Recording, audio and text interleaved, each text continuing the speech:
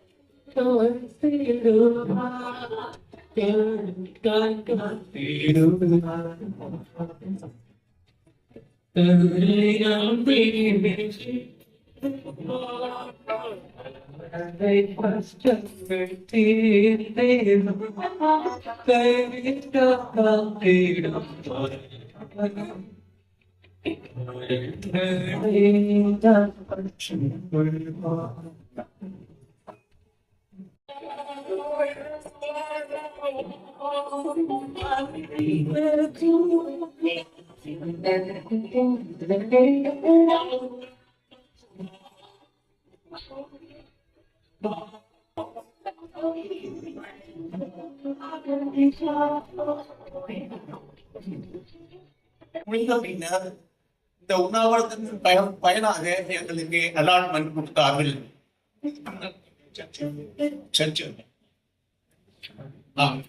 அதற்கு பின்னர் வெகு முயற்சிகளுக்கு பின்னர் இந்த இடம் அலாட்மெண்ட் கிடைத்ததுக்கு அப்புறம் ஐயா முதலில் இப்போது யூகால் என்று சொல்லப்படுகிற அதில் திரு ஜான் ஜேசியலன்,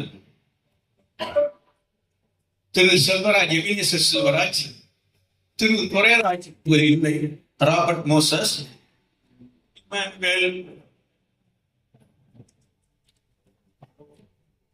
சிலருடைய பெயர்கள் எங்களுக்கு தெரியுது. பிரபு இவர்களெல்லாம் சேர்ந்து அந்த ஆலயத்துக்கு மிகுந்த சிரமப்பட்டு ஒரு சிறிய, இப்போதும் இந்த பழைய ஆலயம் இருக்கிறது. அதை பிஷப் அவர்கள் திறந்து வைத்தார்கள். அப்போது பிஷப் டாக்டர் சுல்கர் தான் அது திறந்து அந்த ஆலயத்தை கட்டுவதற்காக கட்டுமான படிக்கான பொருட்கள் யார் கொடுப்பான்? ஒன்றுமில்லை. அப்போது வேஸ்டாக போடப்பட்ட கார்பெண்டர்ஸ் கம்பெனியிலிருந்து வேஸ்டாக போடப்பட்ட இரும்பு கம்பிகள், கிரில், இவைகளை எல்லாம் வண்டி வசதி கிடையாது. காலை வண்டி கூட அப்போது கிடையாது. எங்களுடைய ட்ரைசைக்கிளும் சுமந்தும் நான் மேற்கூறிய இந்த மக்கள் எல்லாம் சேர்ந்து எல்லாம் சேர்ந்து அதை கொண்டு வந்து இன்னும் ஆலயம் இருக்கிறது. கீழே கல்வெட்டும் இருக்கிறது. அதன் பின்னர் 1900 திறக்கப்பட்டது. ஆனால் நாங்கள் இப்போது அதை கொண்டாடுவதை மறந்து விட்டோம். எப்படி இந்த தேவாலயம் உண்டானது என்பது, இந்த கிறிஸ்தவ தேவாலயம் சிஎஸ்ஐ ஆலயம் எப்படி இதனுடைய பவுண்டேஷன் என்பது இந்த ஆலயத்தில் செயல்பட்டு இந்த ஆலயம் வளர்ச்சி பெற உதவினார்கள். அதன் பின்னர் கிறிஸ்தவத்தில் இருக்கிற பாலிடிக்ஸ் காரணமாக அவர்கள் இந்த ஆலயத்தை விட்டு வெளியே வர வேண்டிய ஒரு சூழ்நிலை ஆகிவிட்டது. இதுதான் இந்த ஆலயம் உண்டான கதை. இது நடந்தாலும் அதோடு அவர்கள் ஊழியத்தை விட்டுவிடவில்லை. அவர்கள் சேவியர் இன்னும் நம்முடைய ஐயா இவர்களோடு சேர்ந்தவர்கள் எல்லாம் தெருவாக ஊழியத்தை செய்தார். அதிகாலையில் 5 மணிக்கு எல்லா தெருக்களிலும் மறைந்திருக்கிற எல்லா தெருக்களிலும் வசனங்கள் விதைக்கப்பட்டது, அறிவிக்கப்பட்டது. இங்கு நாம் தான் சிந்திக்க வேண்டும். அப்படிப்பட்ட காரியங்கள் நடந்தது. இன்னும் அவருக்கு சொல்லிக்கொண்டே போக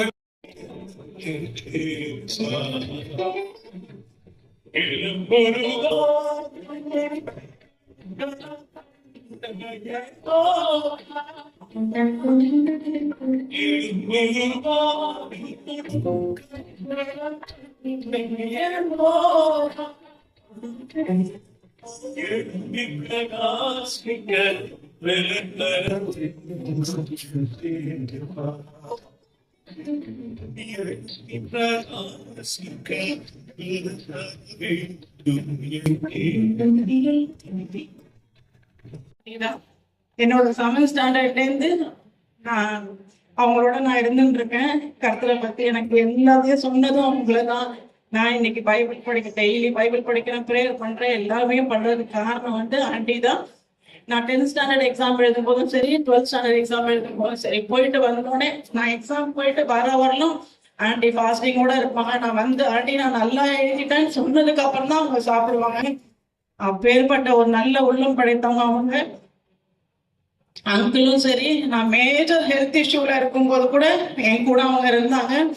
நான் எப்படி 10th 12th போயிட்டு வரும்போது எப்படி எக்ஸாமுக்கு ஃபாஸ்டிங் இருந்தாங்களோ அதே போல என் மக படிக்கும் போதும் அவ ஸ்கூலுக்கு போயிட்டு எக்ஸாம் போயிட்டு வரணும், ப்ரேயர் பண்ணிட்டு அவளுக்காக இருப்பாங்க. அவன் ஏஜ் அட்டன் பண்ணது, என்னோட மேரேஜ்ல ஒவ்வொரு காரியத்தையும் எடுத்து நடந்தோம். அவங்க எனக்கு இப்ப ஏற்பட்ட கணவரை கொடுத்ததுக்கு காரணமும்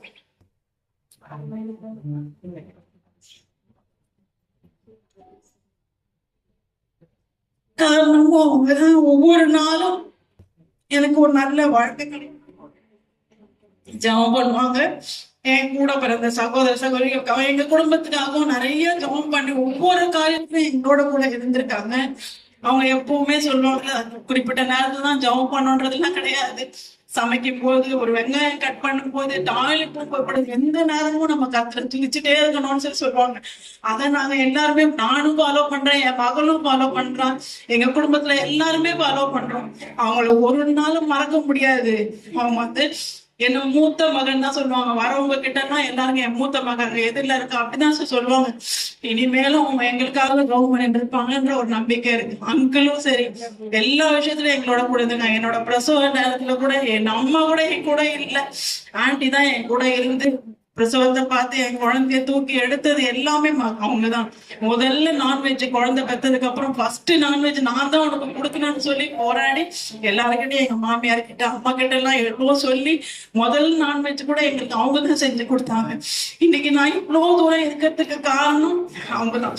எனக்கு நிறைய இஷ்யூஸ் வந்திருப்பாங்க, அவங்கதான் என் கூட இருந்திருக்காங்க. பின்னோக்கி பார்க்காதம்மா, இன்னும் பாரு, இனியும் கடவுள் கண்டிப்பா உன்னோட கூட இருக்கிறாரு, கவலைப்படாதுன்னு சொல்லுவாங்க. அதான் சொல்லுவாங்க, ஆண்டவரோட அவரோட வருகை சமீபமா இருக்கு, நம்ம எல்லாரும் எதிர்கொள்றதுக்கு தயாரா இருக்கணும் அப்படின்னு சொல்லுவாங்க. நான் ஒரு இந்து குடும்பத்துல பிறந்தாலும் முழுக்க முழுக்க நான் ஆண்டவர் தான் நம்பி இருக்கிறேன். அதுக்கு முழுக்க முழுக்க காரணம் ஆண்டியும் அங்கிளும் தான். அதே போல அவங்க பிள்ளைங்களும் சரி எங்களோட அன்போடும் இருப்பாங்க, பேரன் பேத்திங்களும் சரி. இன்னைக்கு வரலாம் அந்த ஆண்டி எவ்வளவு அன்பு காமிச்சாங்களோ அதே அன்பு இந்த பிள்ளைங்களும் எங்களோட காட்டுறாங்க. அவங்க கண்டிப்பா கர்த்தர்கிட்ட தான் போயிருக்காங்க. அங்க இருந்து எங்களுக்கு எல்லா ஆசீர்வாதத்தையும் தருவாங்கன்ற ஒரு நம்பிக்கையோட அவங்க தந்ததுக்காக கடவுளுக்கு நன்றி. அவங்களுக்கு நினைக்கும் போது எப்பவுமே கர்த்தருக்கு நன்றி சொல்லணும்ன்ற நினைப்பு மட்டும்தான் எனக்கு வருது. அப்பேற்பட்ட ஒரு நல்ல குடும்பத்தை எனக்கு கொடுத்ததுக்காக கடவுளுக்கு நன்றி. என் கூட பிறந்த சகோதர சகோதரிகளோட நான் அதிகமா நாங்க நேசிக்கிற ஒரே குடும்பம் யார், அந்த ஆண்டியும் அங்கிளும் இந்த பிள்ளைங்களும் தான். இந்த வாய்ப்பு நான் இது வரலாம் சாட்சி சொன்னது இல்லை. ஆண்டியை பத்தி பேசினாலே எனக்கு அழுகதான் வரும். நான் ஒத்துக்கவே மாட்டேன்னு சொன்னேன். இன்னைக்குதான் முதல் மாதிரி நான் இந்த சாட்சியை சொல்றேன். ஆனா நிச்சயமா சொல்றேன், என்னால அழகாவே Sister Dorcas, what a lovely family it is. The children are following the legacy of the parents, and it is also a great blessing for us to remain in His presence to hear the testimony of our late brother Christopher and as well as sister you. This exactly happened what this previous sister has said. Many people know you, but they do not know God. But they will come to know God because they know you. What a classical statement it is. Further, live a life in such a way your epitaph should state no regrets. Your epitaph written no regrets. That exactly in brother Christopher's life as well as Christopher's life, no regrets. They leave the children, and children are living witness for us. And we as a fellow believers and as fellow well-wishers, we gathered here to thank the Lord. And I don't want to take much time. Let us pray. ஜெபிப்போம். எங்கள் அனைவரும் கூட அருமையான நேசிக்கிற ஜீவன தகப்பனே, மகிமை ராஜாவே, நேற்றும் இன்றும் என்றும் மாறாத தேவன், நாம் கர்த்தர் நாம் மாறாதவர் என்ற வார்த்தை மூலமாக என்னை தேற்றி வருகிற தேவனாக நாளை நன்றி இருக்கின்றோம். இந்த சகோதர கூட்டத்தை ஒழுங்குபடுத்தின பிள்ளைகளுக்காக நன்றி இருக்கின்றோம். சகோதரி எங்களை விட்டு பிரிந்தாலும் என் மத்தியிலே ஜீவிக்கிறவர்களாகவும், சகோதரிகளை விட்டு பிரிந்தாலும் கூட அவள் சாட்சியின் மூலமாக எங்களிடத்திலே அவள் காணப்படுகிறாள் என்ற விசுவாசத்தோடு இந்த கூடி வந்திருக்கின்றோம். இந்த நேரத்தை ஆசீர்வாதத்தை கொடுக்கிற கிருபிக்காக நன்றி இருக்கின்றோம். எங்களுக்குள்ளே கவலைகள் உண்டு, இருந்தாலும் நாங்கள் எழுந்து நிற்பதற்கு ஏற்றமான சாட்சியை நாங்கள் கேட்டு என்பதற்காக இங்க வருகிற அனைவரும் அந்த சாட்சியின் மூலமாக தொடரப்பட்டுள்ளதாக இந்த நிறுவனத்தை போக கிருபை செய்தோம். சாட்சியின் ஜீவியுமே ஒருவரை கிறிஸ்தவர்களாக கொண்டு வரும் என்பதற்கு நெறியாக ஏதுவாக இந்த சாட்சியை பகிர்ந்து கொள்ள கிருபிக்காக நன்றி இருக்கின்றோம். கொண்டு வந்த அனைவருக்காக நன்றி இருக்கின்றோம். இந்த கூட்டத்தை ஒழுங்குபடுத்தின சகோதரி ஸ்ரீவாகாகவும் மில்டன் சாலமனுக்காக ஜெபிக்கின்றோம், குடும்பத்திற்காக ஜெபிக்கின்றோம். இது எவ்வளவோ பெரிய சந்தோஷமான ஒரு நாள். ஆண்கள் விட்டு பிரிந்து போனாலும் கூட அவர் விட்டு சென்ற காரியத்தை நாங்கள் தொடர்ந்து நிறைவேறுவதற்கு ஏற்ற என்று சொல்லப்படுகிறவாக உறுதியை நாங்கள் பெற்றுக்கொண்டுள்ளதாக இந்த இடத்துல போவதாக நடத்திற்கு பேசுவோம். சாட்டின் ஜீவனத்தின் விதமாக அநேக பிள்ளைகள் தொடுகிறவர்களாகவும் தொடப்பட்டவர்களாகவும் காணப்பட கிருபை செய்வோம். செய்தி கொண்டு வர தாசனுக்கு நாம் ஜெபிக்கின்றோம். செய்திகளை கொண்டு வந்த விட்னஸான அந்த சாட்சியின் செய்திகளை கொண்டு வந்த பிள்ளைகளுக்காக நன்றி இருக்கின்றோம். இந்த நேரம் கடந்து போகிறது, ஆனாலும் என்னுடைய ஜீவத்தை கணித்து பார்த்து கேட்ட நாளையாக இந்த காரியத்தை நிறைவேற்றிக் கொள்வதற்காக கிருபைக்காக நன்றி இருக்கின்றோம். துதியை கனம் மகிழ்வு இருக்கிறேன். கர்த்தராகிய இயேசு கிறிஸ்துவின் பிதாவே, ஆமென். அப்படி சாட்சியாக வாழ்ந்தவர்களுடைய தம்பதியினருடைய அழைப்பு, குடும்பத்தினருடைய தம்பதியினருடைய அழைப்பை ஏற்று அனைவரும் இந்த நிகழ்ச்சியில் கலந்து கொண்டு அந்த குடும்பத்தாருக்கு ஆதரவு பண்ண அனைவருக்கும் முதல்ல எங்களுடைய நன்றியை தெரிவித்து, வருகை இருந்த அனைவரும் அவருடைய சாட்சிகளை கேட்டிருப்பீர்கள். அவர் வாழ்ந்த வாழ்க்கை எல்லோரும் பார்த்திருப்பீர்கள். நான் என்னுடைய அங்கிள் 17/9/1980 அவர் திருமணமாச்சு. ஆதாம் எப்படி கடவுளால் சிருஷ்டிக்கப்பட்டாரோ அதற்கு முன்பே கடவுள் இந்த உலகத்தில் எல்லாவற்றையும் படைத்து, அதற்கு பிறகு யாவாரை படைத்து அந்த ஏவாள் உலகத்தில் உள்ள அத்தனை தாய்மார்களுக்கும் தாயாவார் என்று சொல்லி இப்படியாக சாட்சியாக இவர்களும் ஜீவித்தார்கள் என்பதை நீங்கள் அனைவரும் நன்கு அறிந்திருப்பீர்கள். இதில் யாருமே இல்லைன்னே சொல்ல முடியாது. எல்லாருக்கும் என்னுடைய சகோதரி தாயாக இருந்திருக்கிறார். என்னுடைய அர்த்தம் அப்படியே தான் இருந்திருக்கிறார். அவருடைய வாழ்நாள்ல பாத்தீங்கன்னா கடவுள் எப்படி திருமணம் சிஎஸ்ஐ பிராட்வே சர்ச்சில் அவருக்கு நடைபெற்ற போது போதகர்கள் எப்படி அவர்களுக்கு திருமணம் செய்து எல்லாவற்றிலும் நான் உன்னோட இருந்து சாட்சியாக வாழ்ந்த தாழிடும் மதிப்பேன் என்ற உறுதியேற்றபடி அவர்கள் இன்று அவர்கள் இறந்தார். மறுநாள் அவர்கள் மறிக்கிறார்கள் கடவுளுக்குள். இது எத்தனை அதிசயம் ஆச்சரியம் என்றால் அதுக்குதான் கேட்டீங்கன்னா திருமணம் என்பது மனிதர்களால் நிச்சயிக்கப்படுகிறது. இந்த திருமணம் கூட என் அங்கிளுக்கும் அக்காவுக்கும் கடவுளால நிர்ணயிக்கப்பட்ட தேதி தான் அது. ஏன்னு கேட்டீங்கன்னா அன்றைய தினம் அவங்களுக்கு திருமணம் நாள் எங்கள் குடும்பத்தார் யாரும் நிர்ணயிக்கவில்லை. அன்றைய தினத்தில் செப்டம்பர் 17 கிறிஸ்டோபருடைய அக்காவுக்கு தான் திருமணம். அந்த நாளில் அவர்களுக்கு நிச்சயித்தது கல்யாணம் 17ஆம் தேதி நடக்க போறது. அழைப்பெல்லாம் கொடுத்துட்டார். கொடுத்துட்டு திருமணம் நடைபெறுவது தடைபெற்றது. ஏன் தடைபெற்று விட்டது என்றால் கிறிஸ்டோபர் அவர்களுடைய தாயார் கார்பரேட்ல ஒரு ஹெல்த் ஆபீசரா இருந்தார். ஹெல்த் ஆபீசர் இருந்த தாயார் ஓய்வு பணி ஓய்வுபட்டு காலத்து செப்டம்பர் 10ஆம் தேதி மறைத்துவிட்டார்கள்.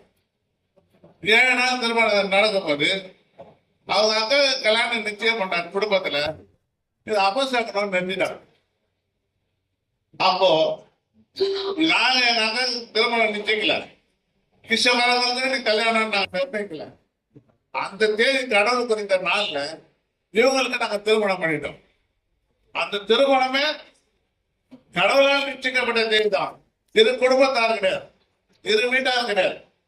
அப்படியே அவர்கள் சாட்சி உள்ளவர்களாக ஜீவித்திருக்கிறார்கள், சாட்சி உள்ளவர்களாக வாழ்ந்திருக்கிறார்கள். சொல்லப்போனா கிருஷ்ணபரங்கள் இந்த மலைமலை வருவதற்கு முன்பாக வரும்போது பல தொழிலாளர்களோட தான் வந்தார். பல தொழிலாளர் குடும்பங்களை இங்கு கொண்டு வந்து அமர்த்தினார். அதற்கு கிருஷ்ணபர ஒரு சாட்சி. இங்க சகோதரர் என் அங்கலோட பணி செய்த நிறைய தொழிலாளர்கள் வந்திருக்காரு. சுப்பிரமணியன் வந்திருக்காரு, ஞானன் வந்திருக்காரு, வெள்ளசாமி, நிறைய தொழிலாளர்கள். அந்த தொழிலாளர்கள் எல்லாரும் கொண்டாந்து மலைமலை நகர்ல ஒரு விங்க ஏற்படுத்துறார் அந்த காலத்துல. அப்போ அந்த மலைமலை நகர்ல அந்த இடத்துக்கு குறைவான விலைக்கு வந்தோம்னா அது அதிகமான விலை கேட்டுட்டான். அப்படின்னு காரணம் அதை அவர் போராட்டம் பண்ணி தொழிலாளர்களுக்கு நிர்ணயித்த விலையில வாங்கி கொடுத்தாரு. அப்படி பாடுபட்டவர்.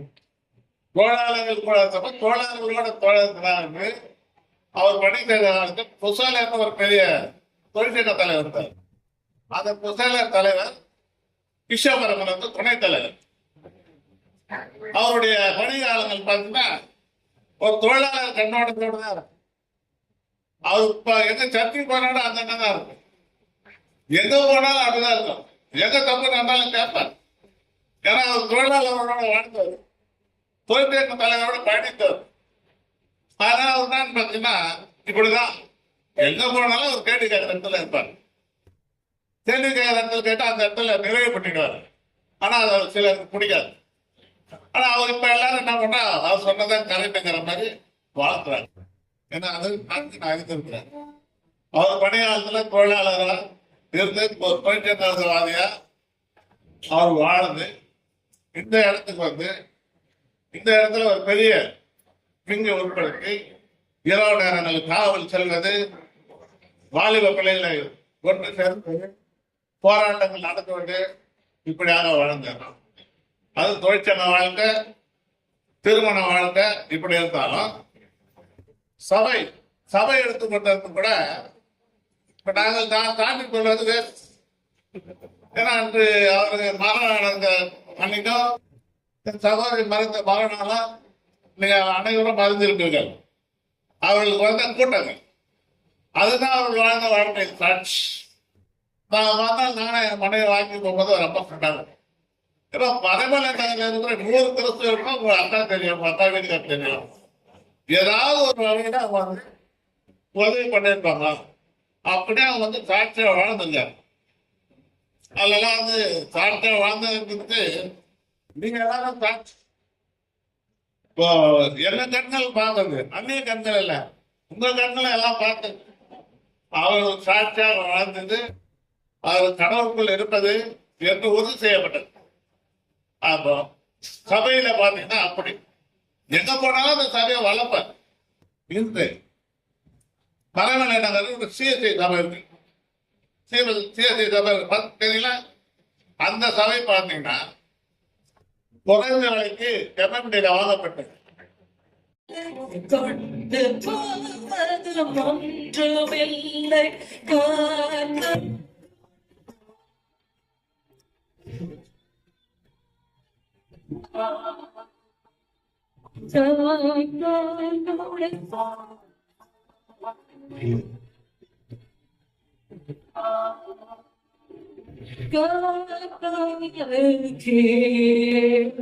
ஸ்தோத்திரம் கர்த்தருக்கே ஸ்தோத்திரம். கிறிஸ்துவின் நாமத்தினாலே நாங்கள் இந்த நேரத்தில் உண்மை ஸ்தோத்திரிக்கிறோம். ஆண்டவரே, உடைய பிள்ளைகள் சகோதரன் கிறிஸ்டோபர், சகோதரி டார்கஸ் அவர்களை நீர் எடுத்துக்கொண்டீர். அவர்கள் நம்முடைய சமூகத்தில் இருக்கிறார்கள் என்ற நிச்சயத்தோடு நாங்கள் உடைய பாதத்திலே வந்து ஸ்தோத்திரிக்கிறோம். மரணம் ஒரு முடிவு அல்ல, அது நிச்சயத்திற்கு ஒரு வழி, ஒரு முக்கிய ஆரம்பம் என்பதை எங்களுக்கு உடைய வார்த்தையின் மூலமாக போதித்தேன். அதை நாங்கள் நம்புகிறோம். சகோதரனையும் சகோதரியும் நாங்கள் ஒரு நாள் சந்திப்போம் என்ற நிச்சயம் எங்களுக்கு உண்டு. அநேகருக்கு இந்த நிச்சயம் இல்லை. இந்த நேரத்திலே உடைய பாதத்திலே அவருடைய வாழ்க்கையின் மூலமாக அந்த நிச்சயத்தை பெற்றவர்களாக போக திரும்ப செய்யும். உங்களுடைய வார்த்தை கொடுக்கப்பட்டது. உங்களுடைய வார்த்தையின் வெளிச்சத்திலே அநேகருமை அறிந்து கொள்ள திரும்ப செய்யும். ஆண்டவரே, வாழ்க்கையிலே எங்களுக்கு ஒரே ஒரு முடிவு உண்டு. இந்த சரீர மரணம் மாத்திரமல்ல, ஆவிக்குரிய மரணம். அதிலே நாங்கள் மறிக்காமல் நிச்சயத்திலே உண்மை சந்திக்க திரும்ப செய்யும். குடும்பத்திற்காகவே ஸ்தோத்திரிக்கிறோம். சகோதரனுடைய வாழ்க்கைக்காகவே ஸ்தோத்திரிக்கிறோம். அவருடைய சாட்சிக்காகவே ஸ்தோத்திரிக்கிறோம். சமுதாயத்திலும் சபையிலும் மற்ற எல்லா இடங்களிலும் அவர் சென்ற இடத்தில் உம்முடைய நாமத்திற்கு மகிமையை கொண்டு வருவதாக வாழ்ந்தார். அவர் வாழ்வை முடித்தார். இன்றும் பேசிக்கொண்டிருக்கிறார். அவருடைய வாழ்க்கைக்காக ஸ்தோத்திரிக்கிறோம். அதில் மக பிள்ளைகள் சாலமோன், ஷிபா, அவருடைய பிள்ளைகளையும் உடைய கரத்திலே ஒப்புவிக்கிறோம். எல்லா ஆறுதலின் தேவன், சகல ஆறுதலின் தேவன் நீர்தாமே அவர்களுக்கு ஆறுதலை கொடுத்து, ஆண்டவரே, எபிரேயர் 13:7 சொல்லப்பட்டது போல அவர்கள் பெற்றோர்கள் நடந்த இந்த விசுவாசத்தில் அவர்களும் நடந்து இந்த இடத்துல அவர்களும் அந்த சாட்சியாக இருக்க கிருபை செய்ய வேண்டும் என்று கேட்கிறோம். இந்த நேரத்திற்காக ஸ்தோத்திரம், வந்தவர்களுக்காக ஸ்தோத்திரம். அந்த குடும்பத்தை உடைய கரத்தில் ஒப்புவித்தவர்களாக நன்றியான இருதயத்தோடே கர்த்தரும் அருமை ரட்சகருமாகிய இயேசு கிறிஸ்துவின் மூலம் தாழ்மையான ஜெபத்தை ஏறெடுக்கிறோம். எங்கள் ஜீவனுள்ள பிதாவே.